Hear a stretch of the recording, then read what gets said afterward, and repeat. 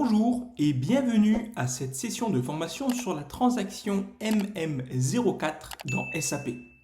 Aujourd'hui, nous allons découvrir comment cette transaction est essentielle pour gérer et suivre les modifications qui sont apportées aux données maîtres des articles. L'objectif de cette session est de vous familiariser avec la transaction MM04, de comprendre son importance dans la gestion des données maîtres des articles et de vous apprendre à l'utiliser efficacement dans votre travail quotidien. Nous pourrons également voir les limites de cette transaction. La transaction MM04 est un outil puissant dans SAP qui permet donc aux utilisateurs de visualiser l'historique des modifications apportées aux données maîtres d'un article. Cela inclut des changements tels que la modification des prix, des descriptions d'articles et d'autres attributs importants. Comprendre et suivre ces modifications est un enjeu crucial pour la gestion des stocks, pour l'audit interne et le maintien de l'intégrité des données. Cela aide les entreprises à garantir la précision des informations sur les articles et à maintenir de bonnes pratiques de gouvernance des données.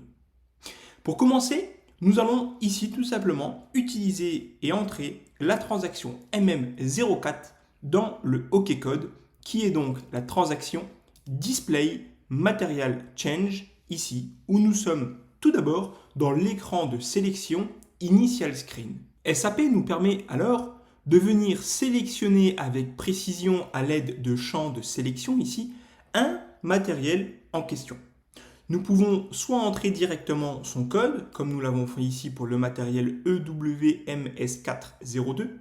Nous pouvons également entrer le code du changement. À chaque modification, nous aurons un change number. Nous pouvons ici voir uniquement la modification en question. Nous pouvons filtrer par plant, par valuation type, etc., etc. Donc, tout un tas de champs de sélection qui nous permettront d'affiner notre recherche et de rechercher et de trouver le matériel qui nous correspond. Dans notre cas, nous allons tout simplement voir les modifications qui ont été effectuées sur ce matériel en question.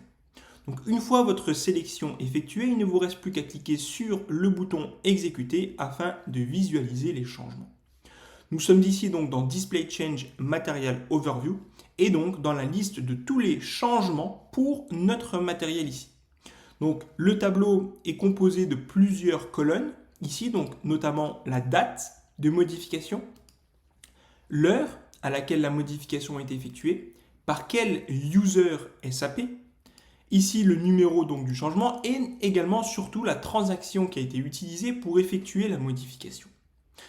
Vous pouvez aller également plus loin dans le niveau de détail, tout simplement en venant double-cliquer sur une entrée. Par exemple, si nous souhaitons voir la modification ici de ce changement en particulier, effectué ici le 28 août 2023 à 17 h par M. Antoine, à l'aide de la transaction MM02, il nous suffit de double-cliquer dessus et nous pouvons voir le changement en question.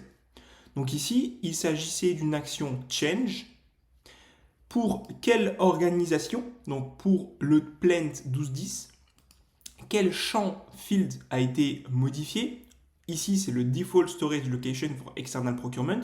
Vous avez l'ancienne valeur du champ précédemment et la nouvelle valeur qui a donc été entrée par M. Antoine pour l'article à telle date.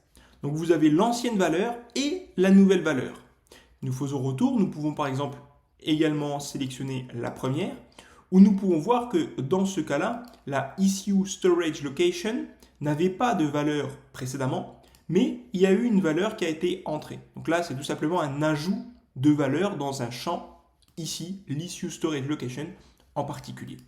Donc, dans cette liste, vous retrouvez toutes les modifications qui ont été apportées avec les informations importantes concernant ces dernières.